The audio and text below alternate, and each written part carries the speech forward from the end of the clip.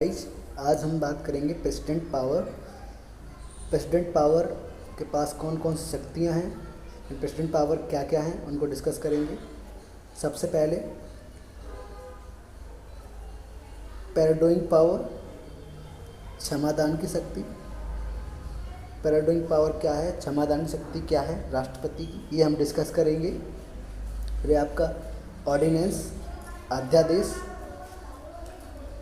अध्यादेश की शक्ति क्या है, ये कब कब पेश किया जाता है, कैसे पास होता है, इसको डिस्कस करेंगे। फिर आपका वीटो पावर, वीटो पावर क्या है, इसको डिस्कस करेंगे। फिर आपकी इमरजेंसी पावर, आपातकालीन शक्ति क्या है, इसको डिस्कस करेंगे। इसमें 3 प्रकार की शक्तियां हैं, नेशनल इमरजेंसी, राष्ट्रीय आपात, स्टेट इमरजेंसी, राष्ट्रपति शासन, फाइनेंशियल इमरजेंसी, वित्तीय आपात। फिर आपके यह है जनरल पावर, यानी सामान्य शक्तियाँ कौन कौन सी हैं। नंबर 1 लेजिस्लेटिव, यानी विधायी शक्ति। एग्जीक्यूटिव, कार्यपालिका शक्ति। जुडिशियल, न्यायिक शक्ति। आगे देखते हैं।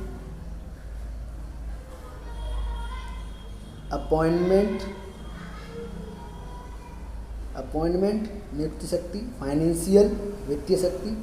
डिप्लोमेटिक, कूटनीतिक या विदेशिक शक्ति। मिलिट्री, यानी सैन्य शक्ति।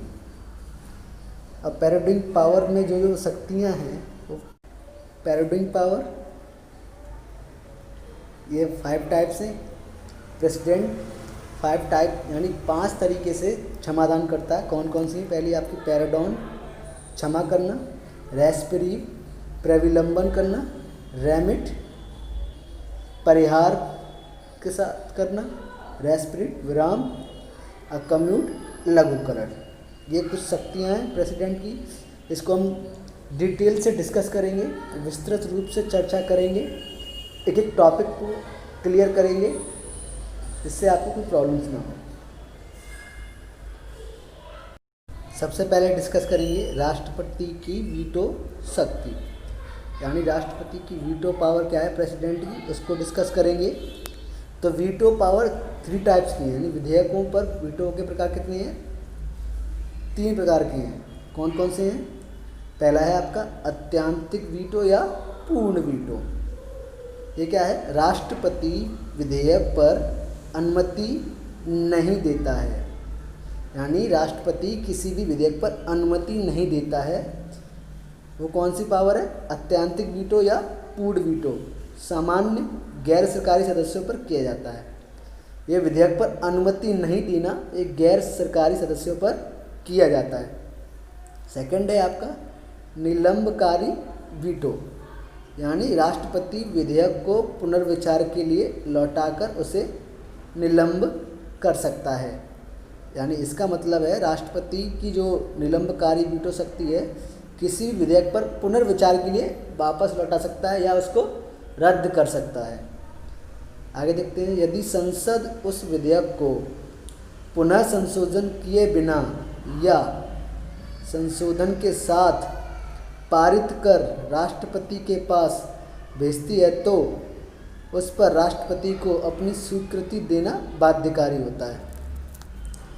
जब राष्ट्रपति किसी विधेयक को पुनर्विचार के लिए वापस भेजता है, तो संसद उसको संशोधित करे या ना करे, या वापस राष्ट्रपति के पास भेज दे, तो राष्ट्रपति बाध्यकारी हो जाता है उसको स्वीकृति देने के लिए। तीसरी पावर है पॉकेट वीटो, यानी राष्ट्रपति विधेयक को ना तो पुनः विचार के लिए वापस भेजता है और ना ही अनुमति देता है, और ना ही अनुमति देने से इनकार करता है। यानी पॉकेट वीटो वो पावर है राष्ट्रपति प्रेसिडेंट के पास, किसी विधेयक को विचार के लिए ना ही तो वापस भेजेगा और ना ही अनुमति देगा, ना ही अनुमति देने से इनकार करेगा। ये कैसी पावर है? वीटो पावर, प्रेसिडेंट की वीटो पावर। एग्जाम्पल देख लेते हैं। ऐसा एक बार हो चुका है। राष्ट्रपति ज्ञानी जैल सिंह 1986 भारतीय डाक विधेयक पर अपने वीटो शक्ति का प्रयोग किया। जो राष्ट्रपति ज्ञानी जैल सिंह हैं, उन्होंने 1986 भारतीय डाक विधेयक पर अपने वीटो शक्ति का प्रयोग किया। ठीक, आगे देखते हैं। एक महत्वपूर्ण निर्णय सुप्रीम कोर्ट ने कहा है, जो व्यक्ति राष्ट्रपति पद का निर्वाचक या उम्मीदवार नहीं है वह इनके निर्वाचक को चुनौती नहीं देता। यानी सुप्रीम कोर्ट ने कहा है, जो व्यक्ति राष्ट्रपति पद का निर्वाचक या उम्मीदवार नहीं है वह इनके निर्वाचक को चुनौती नहीं देता। आगे है आपकी ऑर्डिनेंस पावर यानी अध्यादेश शक्ति। आर्टिकल 123 ऑर्डिनेंस पावर अध्यादेश शक्ति। राष्ट्रपति को संसद के सत्रावसान की अवधि में अध्यादेश जारी करने की शक्ति प्राप्त है।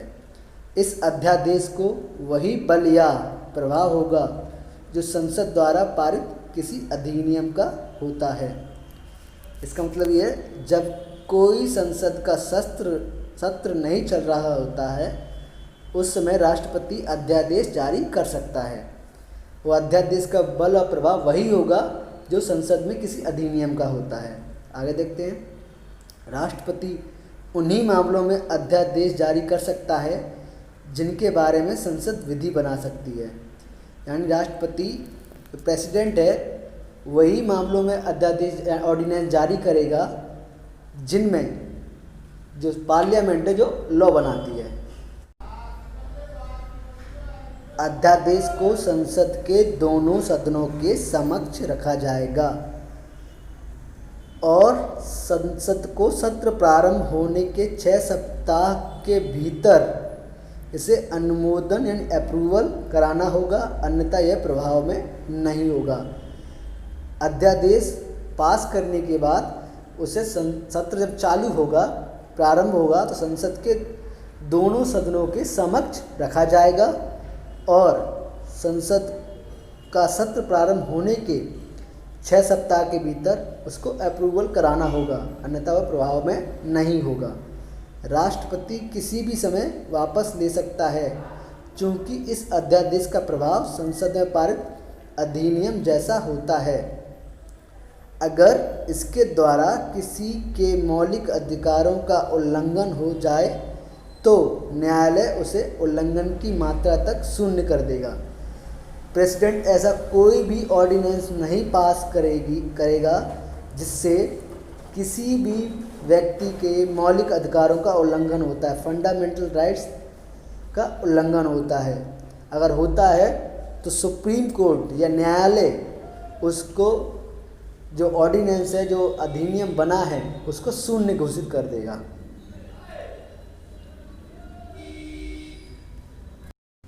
अगला है आपकी पावर राष्ट्रपति की क्षमादान की शक्ति, पैराडोन पावर।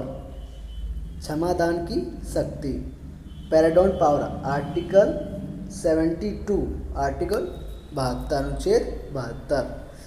भारत के राष्ट्रपति को संविधान और सैन्य न्यायालय या संघीय कानून के विरुद्ध किए गए अपराध के लिए दोष सिद्ध किसी व्यक्ति के दंड को क्षमा, पैराडोन, लघुकरण, कम्यूट, परिहार, रेमिशन, विराम, रेस्पिट, प्रविलंबन, रेप्रीव की शक्ति प्राप्त होगी। जो भारत के राष्ट्रपति हैं, सैन्य न्यायालय और संघीय कानून के विरुद्ध किए गए अपराध के लिए दोष सिद्ध किसी व्यक्ति को दंड को क्षमा कर सकता है, लघुकरण यानी कम कर सकता है, परिहार कर सकता है, विराम कर सकता है, प्रविलंबन कर सकता है। पहली है क्षमादान की शक्ति में पैराडोन। इसका मतलब है दंड को पूरी तरह से समाप्त करना, व्यक्ति को सभी प्रकार के आरोपों से मुक्त करना, यानी दंड को पूरी तरह से समाप्त कर देना। जो भी उसके अपराध हैं वो सभी को समाप्त कर देना, व्यक्ति को सभी आरोपों से मुक्त कर देना, यह है क्षमादान की शक्ति। फिर लघुकरण, कम्यूशन, ये क्या है? सेकंड, दंड को बदल देना, यानी जो सज़ा मिली है उसको बदल देना, जैसे मृत्यु दंड से उम्र कैद की सज़ा। मृत्यु दंड से उम्र कैद की सज़ा।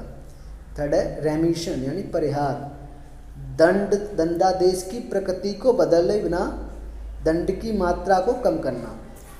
जो दंड दिया है उसकी जो नेचर है, यानी दंड कौन सा दिया है, प्रकृति क्या है, उसको चेंज किए बिना दंड की जो मात्रा है उसको कम कर देना। जैसे कारावास के समय को कम करना। अगली है क्षमादानी शक्ति, रेस्पिट यानी विराम, सजा को किन्हीं विशेष परिस्थिति में कम करना, जैसे शारीरिक अपंगता अथवा महिलाओं को गर्भावस्था की अवधि के कारण। जब कोई लेडी प्रेग्नेंट होती है, जब किसी की शारीरिक अपंगता है, तब प्रेसिडेंट उसकी जो क्षमादान की शक्ति है उसको कम कर सकता है विराम के तहत, रेस्पिट के तहत। 5 में है रेस्प्रीव यानी प्रविलंबन, किसी दंड विशेषकर मृत्यु दंड पर अस्थायी रोक लगा सकता है, यानी किसी दंड को जो उम्र फांसी की सज़ा सुनाई जा रही है उसको रोक सकता है। यह है आपकी 5 क्षमादान की शक्तियाँ।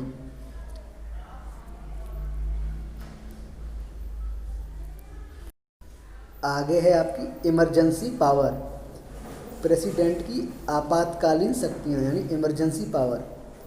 फर्स्ट आर्टिकल 352 352 नेशनल इमरजेंसी, राष्ट्रीय आपातकाल, युद्ध या बाह्य आक्रमण या सशस्त्र विद्रोह की स्थिति में भारत या उसके किसी भाग की सुरक्षा संकट में है तो राष्ट्रपति संपूर्ण भारत या किसी भाग में आपात की घोषणा मंत्रिमंडल की सलाह पर ही करता है। यानी प्रेसिडेंट युद्ध या बाह्य आक्रमण, युद्ध होता है या बाहर से आक्रमण होता है या सशस्त्र विद्रोह हो जाता है तो भारत में राष्ट्रपति आपातकाल लगा सकता है, राष्ट्रीय आपातकाल को लगा सकता है, मगर लाया किसके, मंत्रिमंडल की सलाह पर। आगे देखते हैं। आपात की इस उद्घोषणा को 1 माह के भीतर संसद के दोनों सदनों में अलग अलग 2/3 बहुमत द्वारा अप्रूवल करा लेना चाहिए, 2/3 बहुमत द्वारा अनुमोदित करा लेना चाहिए।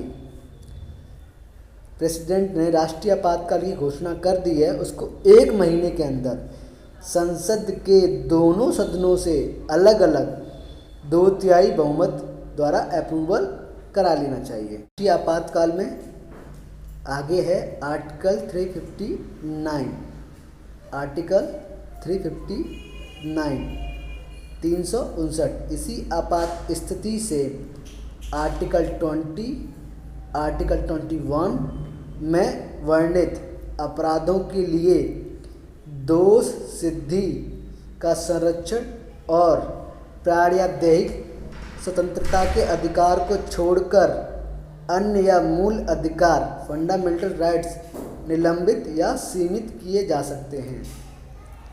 आर्टिकल 359 के तहत प्रेसिडेंट जब राष्ट्रीय आपातकाल लगाता है तो आर्टिकल 20 और 21 को छोड़कर सभी मूल अधिकार निलंबित हो जाते हैं।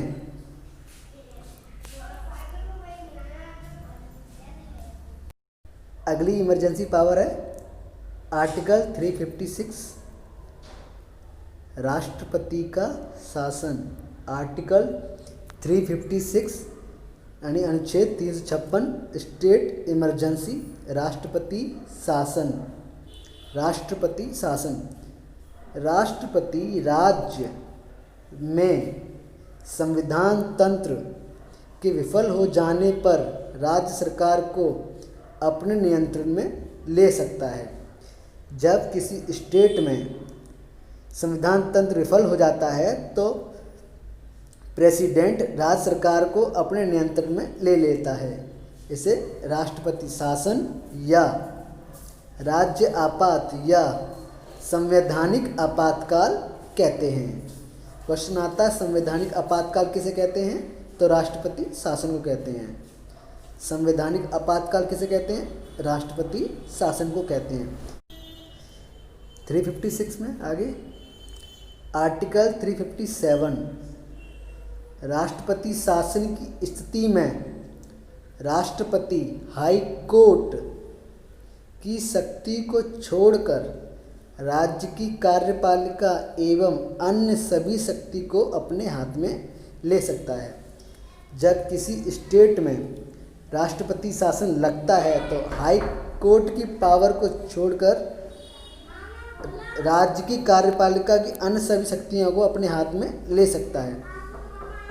यदि लोकसभा सत्र में नहीं है तो राष्ट्रपति राज्य की संचित निधि से व्यय का आदेश दे सकता है एवं आदेश भी जारी कर सकता है।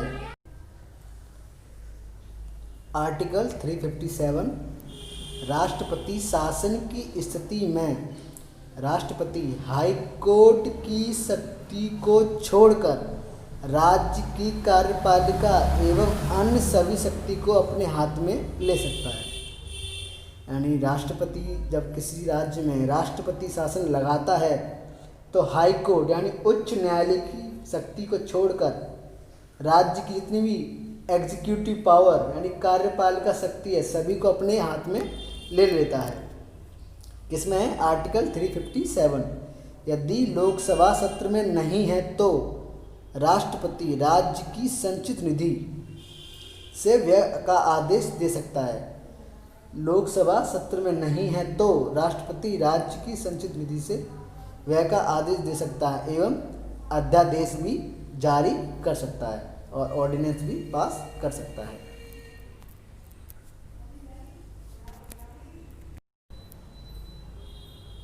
आर्टिकल 360 अनुच्छेद 360 फाइनेंशियल इमरजेंसी यानी वित्तीय आपातकाल।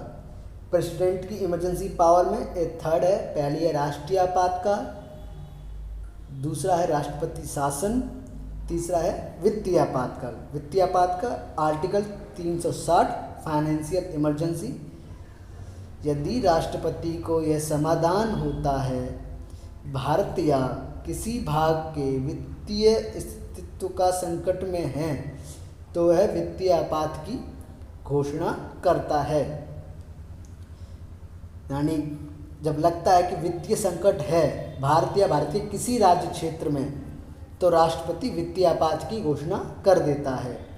राष्ट्रपति सुप्रीम कोर्ट या हाई कोर्ट के न्यायाधीश सहित राज्य या संघ के कर्मचारियों के वेतन सहित कम कर सकता है तथा धन विधेयक को राज्य विधानमंडल द्वारा पारित किए जाने के पश्चात राष्ट्रपति के विचार के लिए आरक्षित रखने का उपबंध कर सकता है।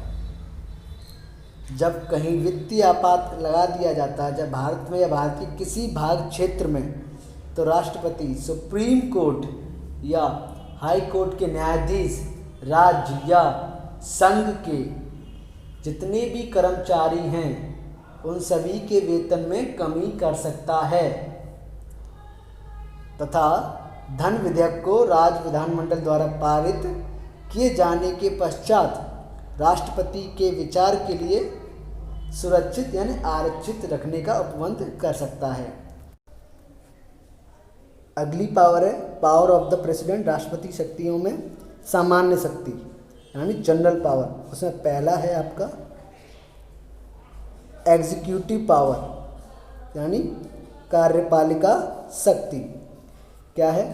भारत सरकार के सभी शासन संबंधी कार्य उसके नाम पर किए जाते हैं। इंडियन गवर्नमेंट के जितने भी शासन संबंधी हैं तो सभी कार्य प्रेसिडेंट के नाम पर किए जाते हैं। यह आर्टिकल 77 में है, अनुच्छेद 77 में है। प्रेसिडेंट प्रधानमंत्री की नियुक्ति करता है और मंत्रिपरिषद के अन्य मंत्री की नियुक्ति वह प्रधानमंत्री की सलाह से करता है। आर्टिकल 75, राष्ट्रपति प्रधानमंत्री की नियुक्ति करता है और मंत्रिपरिषद की नियुक्ति या अन्य मंत्री की नियुक्ति प्रधानमंत्री के सलाह पर करता है।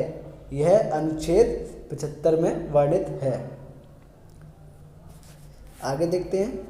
राष्ट्रपति मंत्रियों के बीच विभागों का वितरण करता है। संघ के मंत्री राष्ट्रपति के प्रसाद पर्यंत अपना पद धारण कर सकते हैं।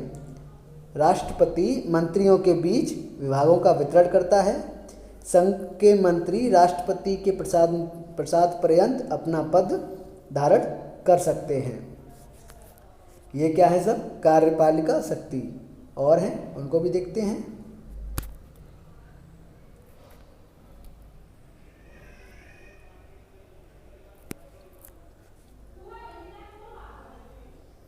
राष्ट्रपति मंत्रियों के बीच विभागों का वितरण करता है। संघ के मंत्री राष्ट्रपति के प्रसाद पर्यंत अपना पद धारण कर सकता है। आर्टिकल 75 सब्स क्लोज 2 यानी अनुच्छेद 75 के 2 में वर्णित है।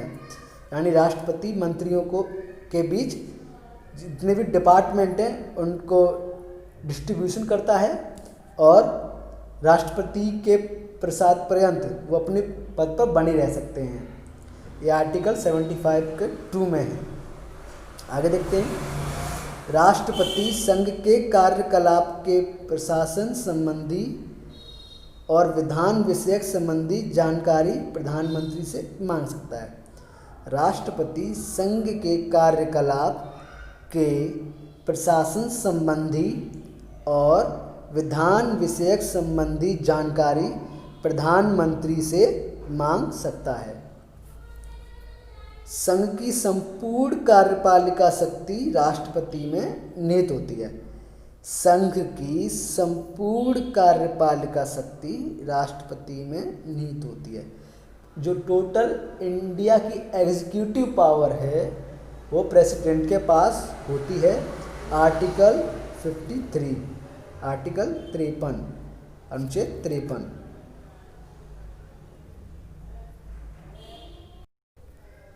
जो नेक्स्ट पावर है अपॉइंटमेंट पावर, नियुक्ति शक्ति।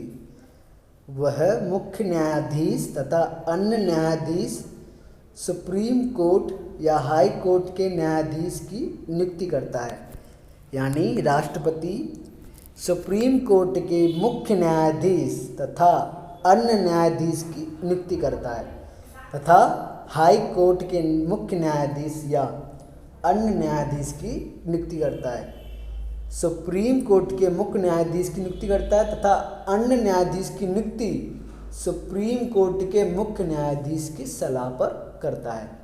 हाई कोर्ट के मुख्य न्यायाधीश की नियुक्ति राज्यपाल की सलाह पर करता है तथा हाई कोर्ट के अन्य न्यायाधीश की नियुक्ति राज्यपाल और हाई कोर्ट के मुख्य न्यायाधीश की सलाह पर करता है। आगे देखते हैं। वह राज्यपाल, अटॉर्नी जनरल यानी महान्यायवादी, कंप्ट्रोलर एंड ऑडिटर जनरल, नियंत्रक और महालेखा परीक्षक, इलेक्शन कमीशन, चुनाव आयोग के मुख्य एवं अन्य सदस्य, एडवोकेट जनरल, महाधिवक्ता, यूपीएससी चेयरमैन, यूपीएससी के अध्यक्ष तथा अन्य आयोगों के अध्यक्ष एवं सदस्य की नियुक्ति करता है तथा पदच्युत की शक्ति रखता है। राष्ट्रपति राज्यपाल की नियुक्ति करता है, महान्यायवादी यानी अटॉर्नी जनरल की नियुक्ति करता है, कंप्ट्रोलर एंड ऑडिटर जनरल, नियंत्रक और महालेखा परीक्षक की नियुक्ति करता है, इलेक्शन कमीशन के जो चीफ होते हैं मुख्य इलेक्शन कमीशन उनकी नियुक्ति करता है तथा उनकी सलाह पर अन्य की नियुक्ति करता है। एडवोकेट जनरल महाधिवक्ता की नियुक्ति करता है, यूपीएससी चेयरमैन के अध्यक्ष एवं सदस्यों की नियुक्ति करता है। अन्य आयोग जितने भी अन्य कमीशन हैं जैसे SC आयोग, ST आयोग, महिला आयोग, इनके अध्यक्ष एवं सदस्यों की नियुक्ति करता है। राष्ट्रपति जिनकी नियुक्ति करता है उनको पदच्युत करने की शक्ति भी रखता है, यानी पद से हटाने की भी शक्ति रखता है। वह केंद्र शासित क्षेत्र के उपराज्यपाल तथा प्रशासक की नियुक्ति करता है एवं IAS, IPS, IFS की नियुक्ति करता है। राष्ट्रपति केंद्र शासित क्षेत्र के उपराज्यपाल तथा प्रशासक की नियुक्ति करता है एवं IAS, Indian administrative service, IPS, Indian police service एवं IFS, इंडियन फॉरेन सर्विस की नियुक्ति करता है। जो नेक्स्ट पावर है वो है डिप्लोमेटिक पावर। क्या है? डिप्लोमेटिक पावर, कूटनीतिक शक्ति या विदेशिक शक्ति। अंतर्राष्ट्रीय संधियां व समझौते, अंतर्राष्ट्रीय संधियां या समझौते राष्ट्रपति के नाम पर किए जाते हैं, हालांकि इनके लिए संसद की अनुमति अनिवार्य है। विदेशों में स्थित भारतीय दूतावास के लिए राजदूत एवं उच्च आयुक्त की नियुक्ति राष्ट्रपति द्वारा की जाती है। यानी IFS, इंडियन फॉरेन सर्विस के द्वारा राजदूत या आयुक्त बनते हैं तो उनकी नियुक्ति राष्ट्रपति करता है। जितनी भी अंतर्राष्ट्रीय संधियां, इंटरनेशनल ट्रीटी और समझौते होते हैं वो राष्ट्रपति के नाम पर ही होते हैं। दूसरे देशों के राजदूत तथा उच्चायुक्त अपना प्रमाण पत्र राष्ट्रपति के समक्ष प्रस्तुत करते हैं। दूसरे देश से जो भी राजदूत आते हैं या उच्चायुक्त आते हैं वो सबसे पहले प्रेसिडेंट को अपना प्रमाण पत्र देते हैं जब यहाँ पे अपॉइंट होते हैं। नेक्स्ट पावर है मिलिट्री पावर, सैन्य शक्ति। वह भारत के सैन्य बलों का सर्वोच्च सेनापति होता है। वह थल सेना, जल एवं वायुसेना के प्रमुखों की नियुक्ति करता है। वह युद्ध या समाप्ति की घोषणा करता है, किंतु यह संसद की अनुमति के अनुसार होता है। राष्ट्रपति यानी प्रेसिडेंट भारत के सैन्य बलों का सर्वोच्च होता है, सर्वोच्च सेनापति होता है। वह थल सेना के प्रमुख, जल सेना के प्रमुख एवं वायु सेना के प्रमुख की नियुक्ति करता है। इनके ऊपर एक पद और बना दिया गया है CDS, उसकी भी नियुक्ति करता है और उनको पदच्युत करने की शक्ति भी रखता है। और युद्ध की घोषणा करता है या युद्ध की समाप्ति की भी घोषणा करता है। तो यह मगर इसको करने से पहले संसद की अनुमति अनिवार्य होती है। यह है मिलिट्री पावर, सैन्य शक्ति राष्ट्रपति की। राष्ट्रपति की जुडिशियल पावर, न्यायिक शक्ति। राष्ट्रपति को कानूनी संबंधी व्याख्या, सार्वजनिक हित संबंधित किसी प्रश्न पर न्यायालय से परामर्श मांगने का अधिकार है, परंतु इस परामर्श को मानना या ना मानना राष्ट्रपति की इच्छा पर निर्भर करता है। राष्ट्रपति को कानून संबंधी व्याख्या, सार्वजनिक हित संबंधित किसी प्रश्न पर न्यायालय से एडवाइस मांगने का अधिकार है।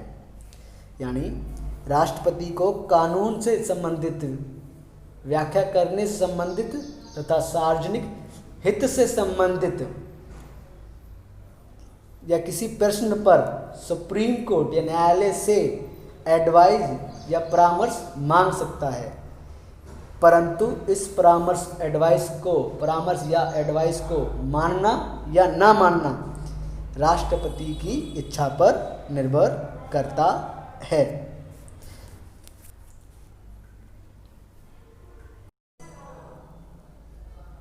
फाइनेंशियल पावर, वित्तीय शक्ति।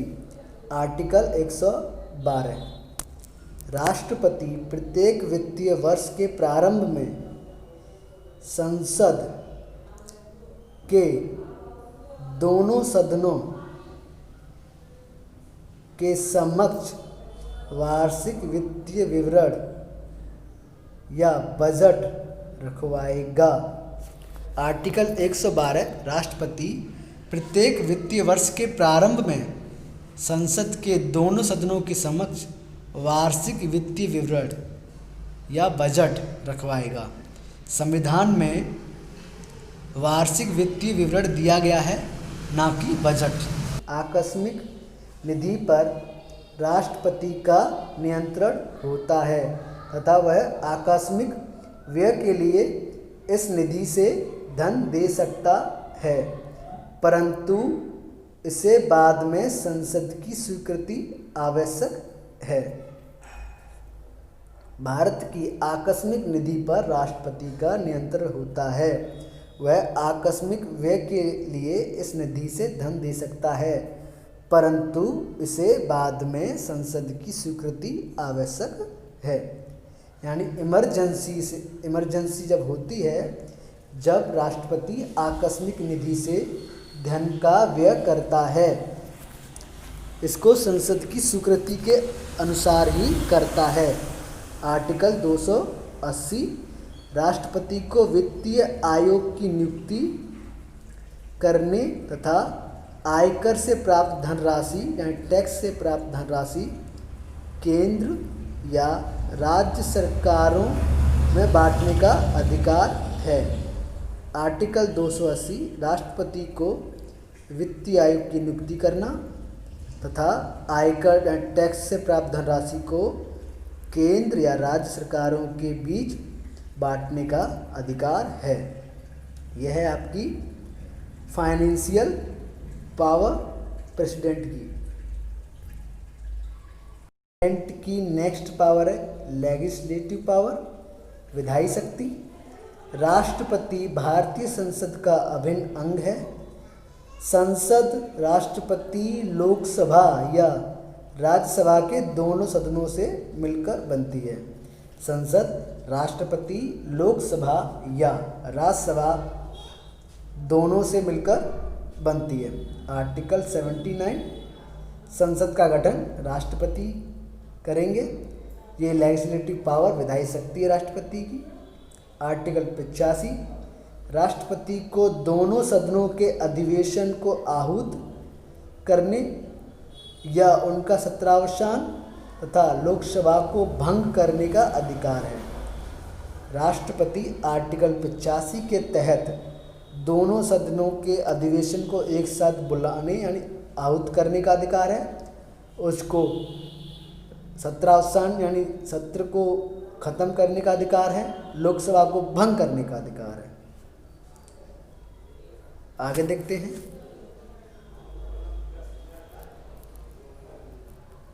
आर्टिकल 86, राष्ट्रपति किसी लंबित विधेयक के संबंध में अन्यथा किसी सदन को संदेश भेज सकता है, जिसमें सदन इस पर संविधानुसार विचार करेगा। राष्ट्रपति किसी भी लंबित विधेयक के संबंध में अन्यथा किसी सदन को संदेश भेज सकता है। ये विधेयक लंबित क्यों है? संसद इस पर संविधानुसार विचार करेगा। आर्टिकल 87, राष्ट्रपति प्रत्येक आम चुनाव के पश्चात तथा प्रत्येक वर्ष संसद के अधिवेशन के प्रारंभ में दोनों सदनों की संयुक्त बैठक को संबोधित करता है तथा सदन को बुलाए जाने का कारण स्पष्ट करता है। प्रेसिडेंट आर्टिकल 87 के अनुसार प्रत्येक आम चुनाव के पश्चात प्रत्येक वर्ष संसद के अधिवेशन को प्रारंभ करना,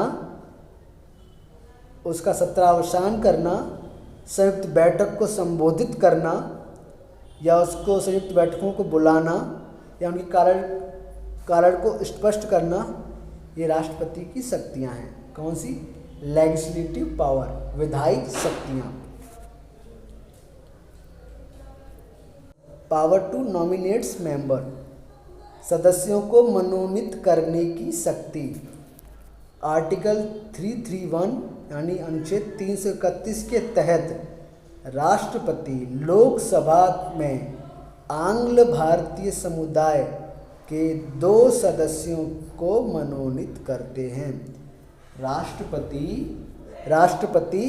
आर्टिकल 331 के तहत लोकसभा में 2 आंग्ल भारतीय समुदायों के 2 सदस्यों की मनोनीत करते हैं, नियुक्ति नहीं करते हैं, मनोनीत करते हैं, यानी नॉमिनेट पावर है, अपॉइंटमेंट पावर नहीं है, नॉमिनेट पावर है।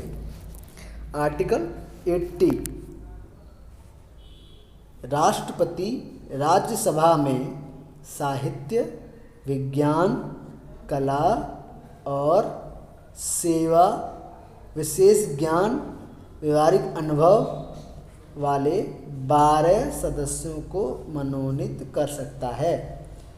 राष्ट्रपति राज्यसभा में साहित्य से संबंधित, विज्ञान से संबंधित, कला से संबंधित, सेवा, विशेष ज्ञान से संबंधित या जिसको व्यवहारिक अनुभव हो उससे संबंधित 12 सदस्यों को मनोनीत करता है। किसमें?